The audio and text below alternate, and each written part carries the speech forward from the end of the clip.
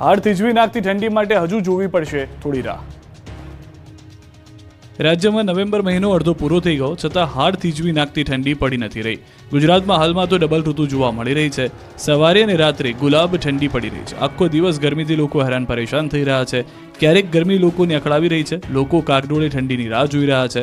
ત્યારે 2 દિવસથી વહેલી સવારે અને મોડી રાત્રે ગુલાબી ઠંડીનો અહેસાસ થઈ રહ્યો છે।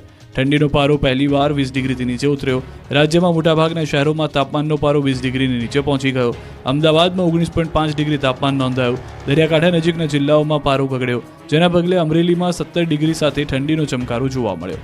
નલિયા, કેશોદ, મહુવામાં 18 ડિગ્રી તાપમાન નોંધાયું। જોકે હવામાન વિભાગે આગાહી કરી છે કે હાલ પૂરતી કાશ્મીરમાં થયેલી હિમવર્ષાની અસર ગુજરાતમાં થઈ રહી છે। પવનોની દિશા બદલાઈ છે, તેની અસર થશે।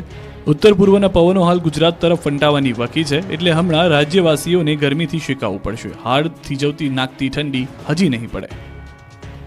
જૂનાગઢ ગિરનારનું જંગલ લાખો ભક્તોના નાદથી ગુંજ્યું। 7 લાખથી વધુ ભાવિકો ઉમટ્યા। ભજન, ભોજન અને ભક્તિનો જામ્યો ત્રિવેણી સંગમ। હર હર મહાદેવ અને જય ગિરનારીના નાદથી ગિરનારનું જંગલ ગુંજી રહ્યું છે। જૂનાગઢનું ભવનાથ ભક્તોથી ખૂંકવાયું છે। લીલી પરિક્રમાના માર્ગો ભક્તોથી ભરચક થઈ ગયા છે। જૂનાગઢમાં ગિરનારની ગોદમાં લીલી પરિક્રમા, ભજન, ભોજન અને ભક્તિનો ત્રિવેણી સંગમ રચી રહી છે। લીલી પરિક્રમા શરૂ થતાં જ લાખો ભક્તો ઉમટી પડ્યા છે। 2 દિવસમાં 7 લાખથી વધુ લોકો આસ્થાના મહાકુંભમાં આવી પહોંચ્યા છે। વહેલી સવારથી ગિરનારના જંગલમાં લાખોની સંખ્યામાં ભાવિકો મોટી સંખ્યામાં પહોંચી રહ્યા છે। પરિક્રમાના બીજા દિવસે 2 લાખથી વધુ ભક્તોએ ઈટવા ઘોડી થઈ પ્રવેશ કર્યો। હજી પણ જય ગિરનારના નાદ સાથે તંત્રના ચુસ્ત બંદોબસ્ત વચ્ચે મોટી સંખ્યામાં ભક્તો લીલી પરિક્રમા માટે પહોંચી રહ્યા છે। 2 લાખથી વધુ ભાવિકો તો પરિક્રમા પૂર્ણ કરી લીધી છે। ગિરનારની 36 કિલોમીટરની લીલી પરિક્રમામાં અંદર અન્ય ક્ષેત્રો પણ ધમધમી ઉઠ્યા છે। લોકસેવાઈ માટે કેમ્પો પણ ધમધમી રહ્યા છે। પ્રકૃતિ, આધ્યાત્મિકતા અને આસ્થાનું મિલન એવી લીલી પરિક્રમામાં શાંતિની ખોજમાં અને આધ્યાત્મિકતાની અનુભૂતિ માટે આવેલા વિદેશી શ્રદ્ધાળુઓ પણ આ વખતે મોટી સંખ્યામાં જોવા મળી રહ્યા છે। દેશ દુનિયામાંથી લોકો પવિત્ર પરિક્રમા કરવા પહોંચી ગયા છે। જંગલની અંદર ભક્તિનો માહોલ જામ્યો છે। દિવસ દરમિયાન સવારથી બપોર સુધી ભાવિકોનો ધસારો ઓછો રહ્યો હતો, કારણ કે વાતાવરણમાં ગરમી અને તડકો હોવાથી દિવસ દરમિયાન ઘસારો ઓછો રહ્યો, પરંતુ બપોર પછી ભાવિકોનો પ્રવાહ વધતા સાંજ સુધીમાં લાખો ભાવિકો તળેટી તરફ આવતા નજરે ચડ્યા છે। રસ્તામાં અન્ય ક્ષેત્રમાં હરિહરના સાદ સાથે ભજન, ભક્તિ અને ભોજનનો ત્રિવેણી સંગમ છવાયો છે। ગિરનારની લીલી પરિક્રમામાં 9 યાત્રાળુઓના મોત પણ થયા। પરિક્રમામાં કુલ 9 લોકોના હાર્ટ એટેકથી મૃત્યુ થયા। માળવેલની ઈટવા ઘોડી, જીણબાવાની મઢી તેમજ ભવનાથ વિસ્તારમાં પરિક્રમા કરવા આવેલ યાત્રાળુઓના મૃત્યુ થયા। 8 ડેડ બોડી સિવિલ ખાતે લાવવામાં આવી। તમામની ઉપર 50 વર્ષથી વધુ છે।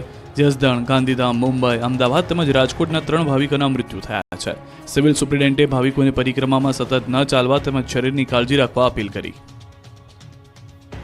વડતાલમાં લક્ષ્મીનારાયણ દ્વિશતાબ્દી મહોત્સવમાં દરરોજ 12 ટન શેરડીનો ઉપયોગ। લાખો ભક્તોએ શેરડી, મોસંબીના રસનું કર્યું પાન। વડતાલ ખાતે ઉજવાઈ રહેલા લક્ષ્મીનારાયણ દેવ દ્વિશતાબ્દી મહોત્સવમાં ભજન, ભોજન અને ભક્તિનો ત્રિવેણી સંગમ જામ્યો। 15 નવેમ્બર 2024 સુધી ચાલનારા મહોત્સવમાં દરરોજ લાખો ભક્તો દર્શન માટે આવી રહ્યા છે। ત્યારે મહોત્સવના 7મા દિવસે પણ હજારો લોકોએ લાભ લીધો। દરરોજ 2 લાખથી વધુ હરિભક્તો વડતાલ સ્વામિનારાયણના મહોત્સવમાં હાજરી આપી રહ્યા છે। ત્યારે મંદિરના હરિભક્તો દ્વારા નિઃશુલ્ક શેરડીના રસનું વિતરણ કેન્દ્ર શરૂ કરવામાં આવ્યું છે। રોજ મહોત્સવમાં આવતા હરિભક્તોને નિઃશુલ્ક શેરડીના અને મોસંબીના રસનું વિતરણ કરવામાં આવે છે। આ માટે રોજ 11 થી 12 ટન શેરડીનો ઉપયોગ કરવામાં આવે છે। રોજના 50,000થી વધુ ભક્તો શેરડી અને મોસંબીના રસનું રસપાન કરે છે। હરિભક્તોને રસ પીવા માટે ચકલીઓ મૂકવામાં આવી છે। 50થી વધુ સ્વયંસેવકો આ રસપાન કેન્દ્રનું સંપૂર્ણ સંચાલન કરે છે। તો વડતાલ મહોત્સવના 7મા દિવસે ગુજરાત પ્રદેશ ભાજપ પ્રમુખ અને કેન્દ્રીય મંત્રી CR પાટીલ વડતાલ પહોંચ્યા હતા। સાથે જ સાંસદ દેવસિંહ ચૌહાણ સહિત નેતાઓ પહોંચ્યા। મંદિરમાં દર્શન કર્યા હતા। મંદિર દ્વારા CR પાટીલનું ફૂલહારથી સ્વાગત કરાયું। 200 વર્ષના અવસરે વડતાલના મંદિરમાં દેવોને 8 કિલોથી વધુ સોનાના કાપડમાંથી બનેલા હીરા જડિત વાઘા પહેરાવાયા। ખેડાના વડતાલ મંદિરમાં દેવોને સોનાના વાઘા પહેરાવાયા। વડતાલમાં દ્વિશતાબ્દી મહોત્સવની ધામધૂમથી ઉજવણી કરાઈ રહી છે।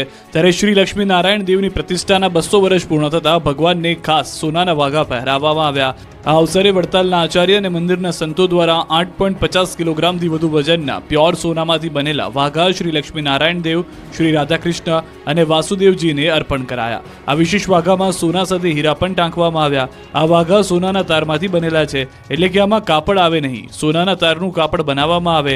આ વાઘા તૈયાર કરવા માટે 18 મહિના સુધી 130 કારીગરોએ દિવસના 12 કલાક કામ કર્યું। આમ કુલ 5 લેયરમાં વાઘા તૈયાર થયા છે. આમાં ક્યાંય સિલ્વરનો ઉપયોગ થયો નથી. વાઘા બની જાય ત્યારે તેની પાછળ પીળા કલરનું કાપડ લગાડવામાં આવે છે. આ કાપડ ગમે ત્યારે અલગ કરી શકાય છે. આ વાઘામાં પન્ના અને માણેક, રિયલ સ્ટોન અને ડાયમંડનું જડતર કરવામાં આવ્યું છે. આ ઉપરાંત વાઘામાં કમળ, મોર અને હાથીની ડિઝાઇન છે. વડતાલમાં લક્ષ્મીનારાયણ દેવના દ્વારેથી કેન્દ્ર સરકારે 200 રૂપિયાનો સિક્કો બહાર પાડ્યો. વડતાલમાં દ્વિશતાબ્દી મહોત્સવ ઉજવાઈ રહ્યો છે, જેમાં કેન્દ્ર સરકારના સહયોગથી વડતાલ મંદિરની પ્રતિષ્ઠાના 200 વર્ષ નિમિત્તે શુદ્ધ ચાંદીનો 200 રૂપિયાનો સિક્કો લોન્ચ કરાયો. સભા મંડપમાં આચાર્ય રાકેશ પ્રસાદજી, સંતો અને રાજકીય નેતાઓ તથા આગેવાનો દ્વારા સિક્કો જાહેર કરાયો. મહોત્સવમાં પીએમ પણ વર્ચ્યુઅલી જોડાયા. 200 રૂપિયાના ચાંદીના સિક્કાનું અનાવરણ કર્યું. આ સિક્કામાં એક બાજુ ભારતની રાજમુદ્રા અને બીજી બાજુ વડતાલ મંદિરની પ્રતિકૃતિ છે. આ સિક્કામાં 99.9% ચાંદી છે, 44 mm વ્યાસ છે, 44 ગ્રામ વજન છે. 200 રૂપિયાના ચાંદીના સિક્કાની કિંમત 6500 રૂપિયા છે. ત્યારે દ્વિશતાબ્દી મહોત્સવને લઈ વડતાલના સ્વામી મંદિરના સંત વલ્લભ સ્વામીએ જણાવ્યું કે આ મહોત્સવ ફક્ત 200 વર્ષ પૂર્ણ થયો તેનો જ નહીં, પરંતુ ભગવાન સ્વામિનારાયણ અને સંસ્થા દ્વારા ચલાવાયેલા વ્યસન મુક્તિ અભિયાનનો, દીકરીઓને શિક્ષણ આપવાની મુહિમ સહિતની ઉજવણીનો છે. 15 નવેમ્બર સુધી આયોજિત આ મહોત્સવમાં લાખો ભાવિકો જોડાયા છે. અનેક મહાનુભાવો, સંતો, મહંતોએ મહોત્સવમાં હાજરી આપી. લાખો લોકો અહીં પ્રસાદનો લાભ લે છે. મહોત્સવ દરમિયાન 2 લાખથી વધુ લોકો ભગવાનના દર્શન કરી ધન્યતા અનુભવે છે. સોમનાથ કાર્તિકી પૂર્ણિમા મેળાની લાખો લોકોએ માણી મજા. સોમનાથ કાર્તિકી પૂર્ણિમા મેળા 2024ના બીજા દિવસે લાખોની સંખ્યામાં લોકોએ મેળાની મજા માણી. લગભગ 2 લાખથી વધુ લોકોએ મેળાની મુલાકાત લીધી. બાળકોની રાઇડ્સ, ભજીયા, ખાણીપીણીનું માર્કેટ, હસ્તકલા, હાટ, તમામ હજારોની સંખ્યામાં કતારો લાગી. મોટી સંખ્યામાં લોકો આવતા વેપારીઓમાં પણ આનંદનો માહોલ છવાયો. મેળાની પ્રથમ રાત્રિએ 1 લાખથી વધુ સહેલાણીઓનો સમુદ્ર કુકવાટા મારી રહ્યો હતો. ત્યારે મેળાના બીજા દિવસે વિક્રમજનક 2 લાખથી વધુ મુલાકાતીઓ મેળામાં પધાર્યા. ટ્રસ્ટ દ્વારા લોકોની સુરક્ષાને ધ્યાનમાં રાખીને સરકારના સુરક્ષા માપદંડો મેળવવામાં નિષ્ફળ ગયેલ એજન્સીનું ટેન્ડર રદ કરવામાં આવ્યું અને મોટી રાઇડ બંધ રાખવાનો નિર્ણય લેવાયો. સોમનાથ ટ્રસ્ટે સલામતી ન હોય તેવી રાઇડ્સ બંધ રાખવાના નિર્ણયથી લોકો પણ ખુશ જોવા મળ્યા. નાના બાળકો માટે રાખવામાં આવેલ 50 જેટલી રાઇડ્સ અને ગીરનું ગામડું, સોમનાથ 870, પંચદેવ મંદિર, કલ્પવૃક્ષ સેલ્ફી પોઈન્ટ જેવા મનોહર પ્રદર્શનોને કારણે મેળામાં લોકોને વિશેષ આકર્ષણ જાગ્યું છે. મેળાને ચારે તરફથી પોલીસ સુરક્ષા પણ મળી છે. કોઈ પણ અનિચ્છનીય બનાવ ન બને તે માટે પૂરતો પોલીસ ફોર્સ ગોઠવવામાં આવી. સાથે જ ગીર સોમનાથ પોલીસ દ્વારા ડ્રોન સર્વેલન્સ કરીને સુરક્ષાની સમીક્ષા પણ કરવામાં આવી. આમ સોમનાથ ટ્રસ્ટ આયોજિત સોમનાથ કાર્તિકી પૂર્ણિમા મેળો 2024 પોતાના ઇતિહાસમાં સૌથી વધારે ફૂટફોલ અને વેપારીઓ માટે વિક્રમી વ્યાપાર તરફ આગળ વધી રહ્યો છે. કચ્છમાં થયો રણોત્સવનો પ્રારંભ 15 માર્ચ 2025 સુધી ચાલશે.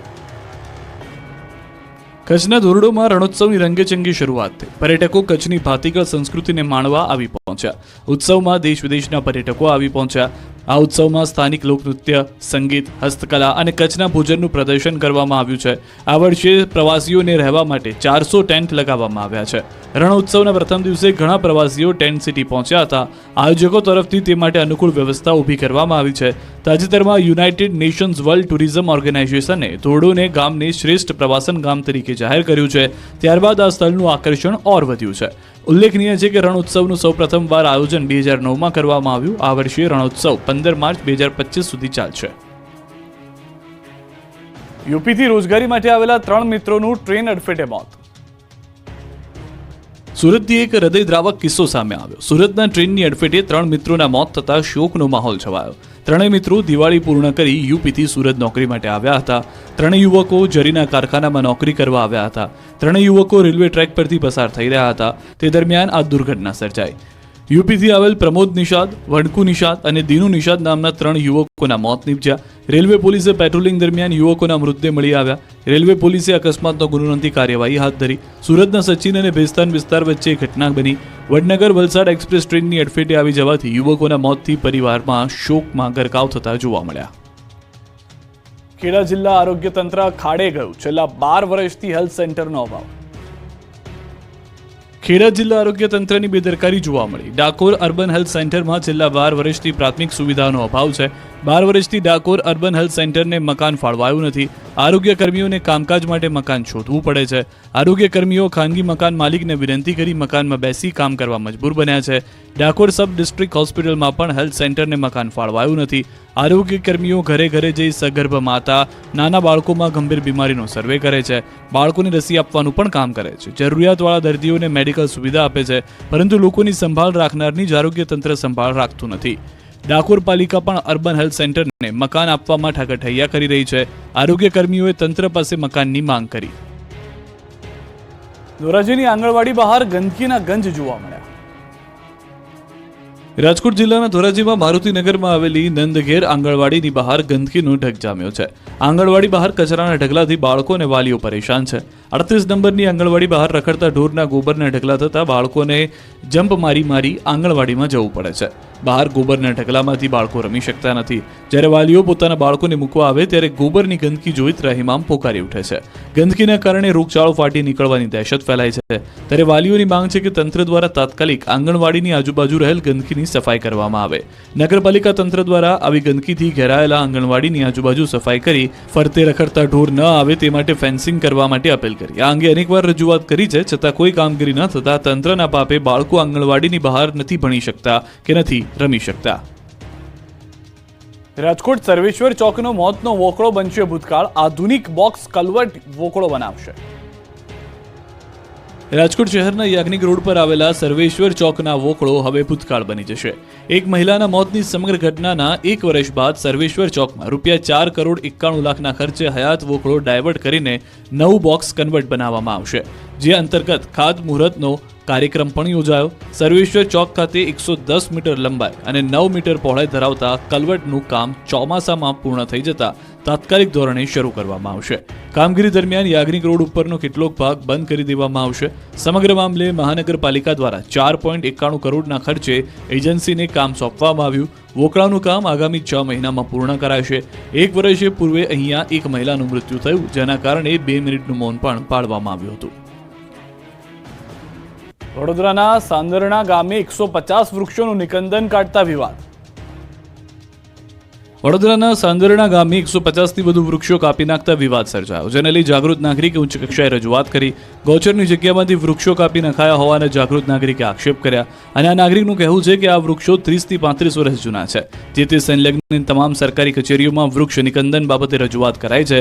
જોકે રજૂઆત છતાં કોઈ કાર્યવાહી કરવામાં આવી ન હોવાનો અરજદારે આરોપ લગાવ્યો. ત્યારે આ મામલે સરપંચને પૂછવામાં આવતા તે આ સમગ્ર મામલે અજાણ હોવાનું જણાવ્યું અને ગ્રામ પંચાયતે વૃક્ષો કાપવાની પરવાનગી કોઈને પણ આપી ન હોવાનું સરપંચ રટણ કરી રહ્યા છે. સેલવાસમાં રાષ્ટ્રપતિ દ્રૌપદી મુર્મુએ સ્વામી વિવેકાનંદ વિદ્યા મંદિરનું લોકાર્પણ કર્યું. રાષ્ટ્રપતિ દ્રૌપદી મુર્મુ સંઘ પ્રદેશ દમણ અને દાદરાનગર હવેલીની 2 દિવસની મુલાકાતે છે. બીજા દિવસે તેઓએ દાદરાનગર હવેલીના સેલવાસ પહોંચ્યા હતા, જ્યાં તેમનું ભવ્ય સ્વાગત કરવામાં આવ્યું. સેલવાસમાં તેઓએ સ્વામી વિવેકાનંદ વિદ્યા મંદિરનું લોકાર્પણ કર્યું. આ પ્રસંગે પ્રદેશના પ્રશાસક પ્રફુલ્લ પટેલ અને સાંસદ કલાબેન ડેલકર સહિત પ્રદેશના ઉચ્ચ અધિકારીઓ અને પદાધિકારીઓ સાથે સામાજિક અને રાજકીય અગ્રણીઓ પણ ઉપસ્થિત રહ્યા. દમણમાં પક્ષીઘર અને નમોપથ અને રામ સેતુની મુલાકાત લીધી.